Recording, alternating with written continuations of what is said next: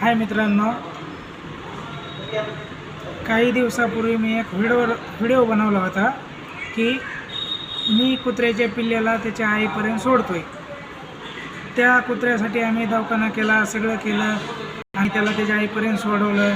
हे बघा, कुणी जरी असलं तर आपल्या आईपाशी गेल्याच्या नंतर सगळे व्यवस्थितच होत आहे आणि ते पिल्लू पण एकदम टकाटक झालं, तर सगळं चांगलं होतं।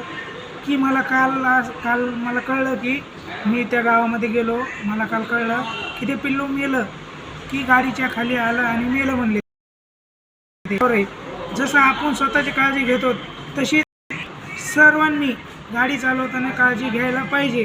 हे बघा, त्याचा जीव काय ना आपला जीव काय, पण ते बिचारायला किती वाईट वाटलं असेल की तो गाडीच्या टायरखाली आला आणि तो मृत्यू पावला।